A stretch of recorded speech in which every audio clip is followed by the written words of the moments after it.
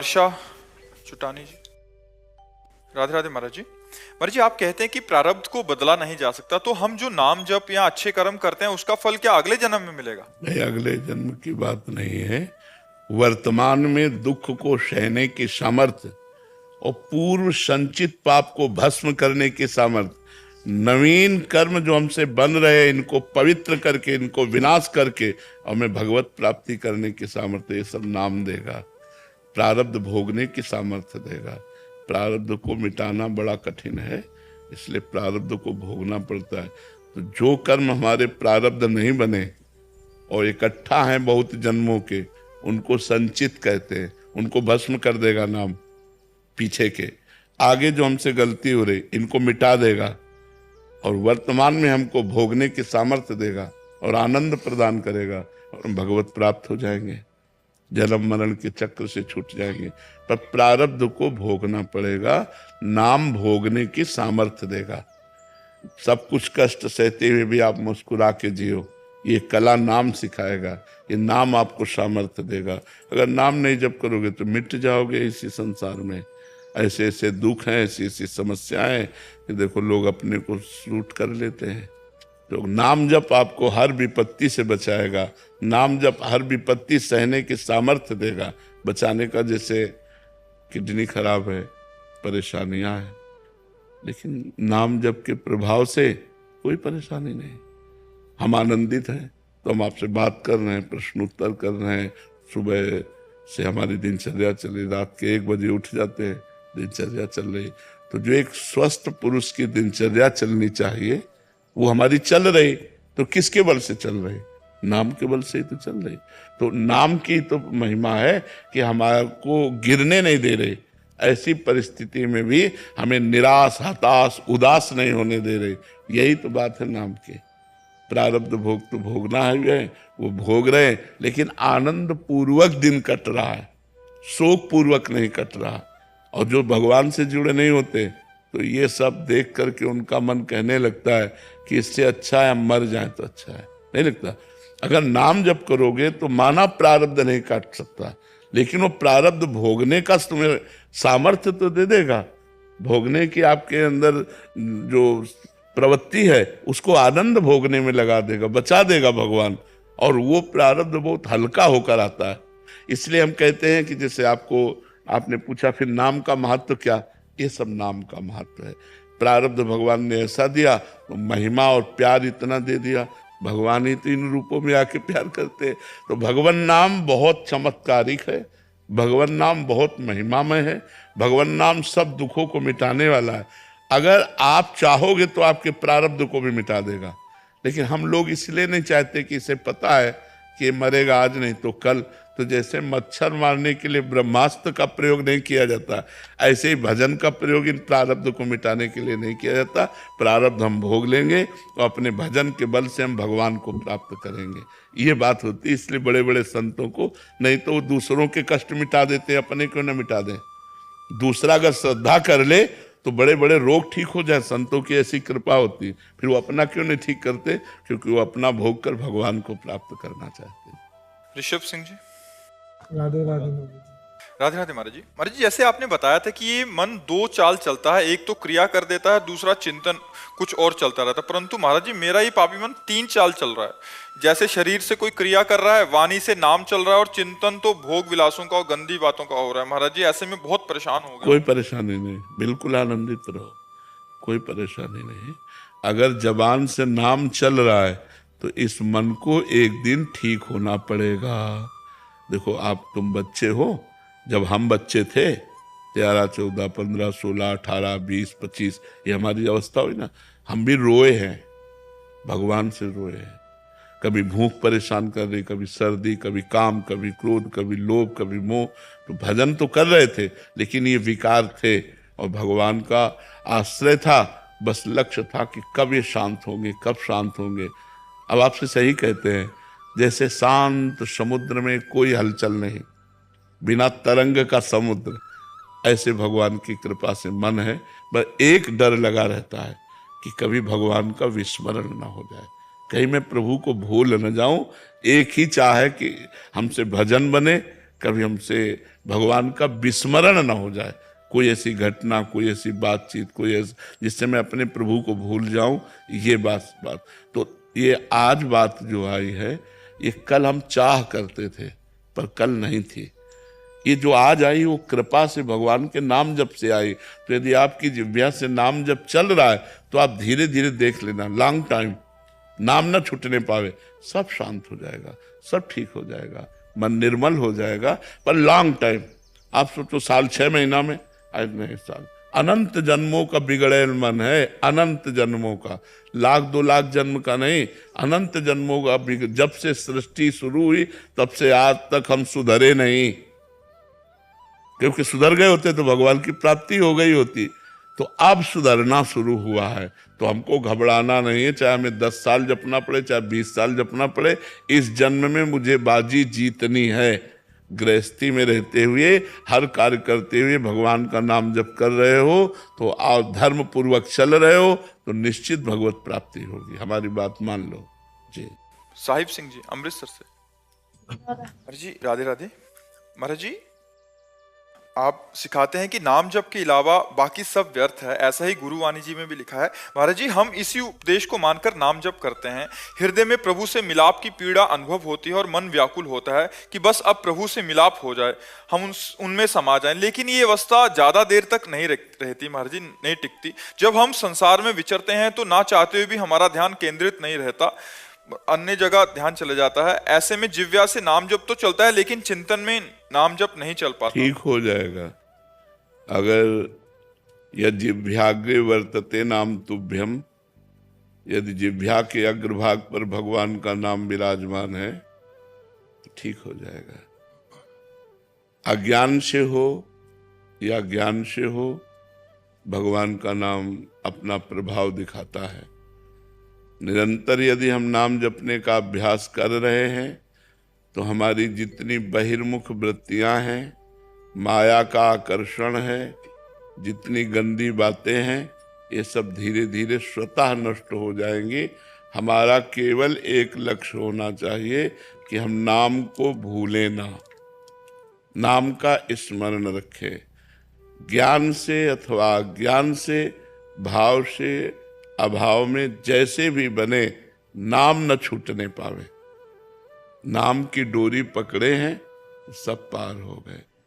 नाम में मानो नाम जप कर रहे हैं तो मानो बहुत समुद्र पार होने के लिए हम जहाज पर बैठ गए हैं, न पलटने की शंका है, न डूबने की शंका है, अब पार ही हो जाएगा। नानक साहब जी ने कहा ना, नानक नाम जहाज है, चढ़े सो उतरे पार। जो नाम रूपी जहाज पर चढ़ गया वो पार हो गया। गोस्वामी जी, तुलसीदास जी ने तो इतना तक कह दिया कि नाम लेत भव सिंधु सुखाही, करो विचार सुजन मन माही।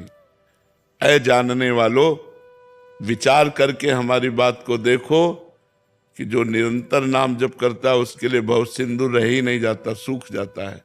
नाम लेत भव सिंधु सुखाही। भव सिंधु क्या है? यही जन्म मरण, काम क्रोध लोभ मोह मद मत्सर। जब निरंतर नाम जप करेंगे तो हमारा निश्चित कल्याण हो जाएगा। अभी हमारा मन केंद्रित नहीं होता, विषयों में चला जाता है। तो हम नाम और जप करेंगे तो हमारे अंदर अध्यात्म बल बढ़ेगा और मन विषयों में न जाकर फिर परमात्मा में लगेगा, वाहे गुरु में लगेगा। उसी से हमारा परम मंगल हो जाएगा। हम हर समय नाम जप करते रहे, ये देखें मन लगे या न लगे, हमारी बात पर ध्यान देना।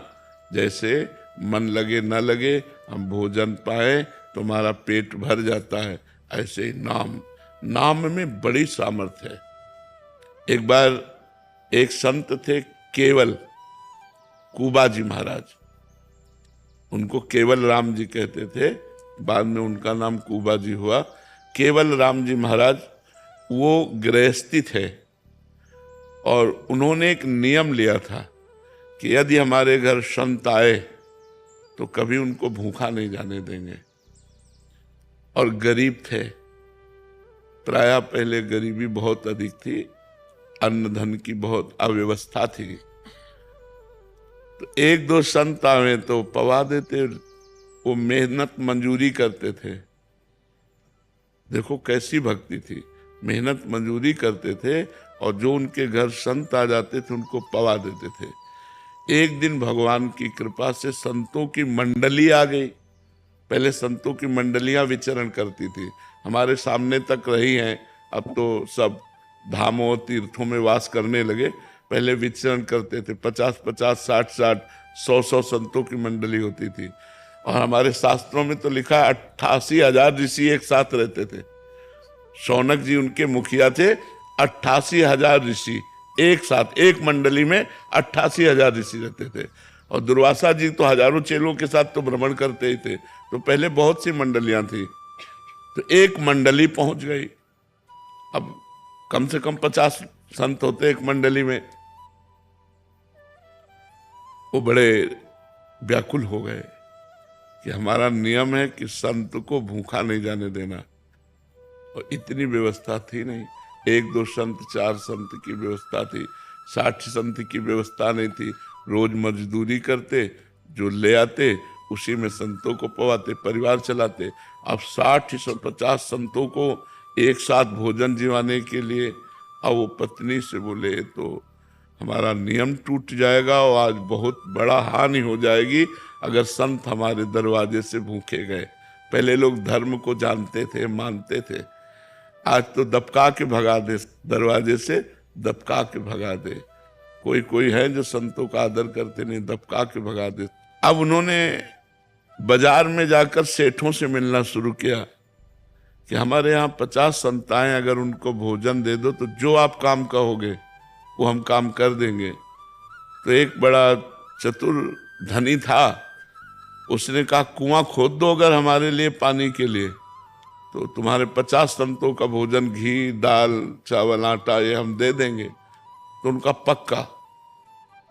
पक्का कुआं खोद देंगे। अब बात तय हो गई, वो लेकर के गए, अपने संतों को पवाया। संत पाकर जब चले गए तो पति पत्नी दोनों मिल करके वो कैसे फावड़ा चलाते, राम, वो उनके तसला में गया, उठाती राम और बाहर फेंकती। एक एक फावड़े में राम राम जपते, एक एक तसले में राम राम करके उनकी पत्नी उठाती। अब महीना तो लग ही गया खोदते खोदते। अब नीचे जब खोद रहे थे और वो ऊपर बाल्टी से मिट्टी घसीट रही थी, तो अचानक आधा कुआं फट करके बैठ गया। अब पत्नी हाय हाय करके चिल्लाने लगी। अब लोग आए, अब उस समय जेसीबी तो थी नहीं कि प्रयोग किया जाता। अब कहा भाई संतोष करो, अगर कुआं खोद के निकाले भी तो मरा ही निकलेगा, तो दफना, समझ लो कि दफना दिया।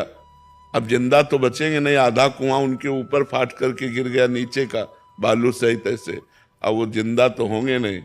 तो लोगों ने और मिट्टी डाल करके पाट दिया, और कुछ धनी मानी लोगों ने उनकी पत्नी को दे लेके संतुष्ट किया भोजन आदि ऐसे। हम तुम्हें नाम महिमा सुना रहे हैं, लिखित है श्री भक्तमाल जी में, केवल राम कुबा जी का चरित्र। 1 महीना हो गया, वहां से राजा की सवारी निकली जहां कुआं खुदा था पास में से। तो राजा को आवाज सुनाई दी, राम राम राम। तो राजा सवारी से उतरे, बोले इतनी दर्द भरी आवाज कहां से आ रही?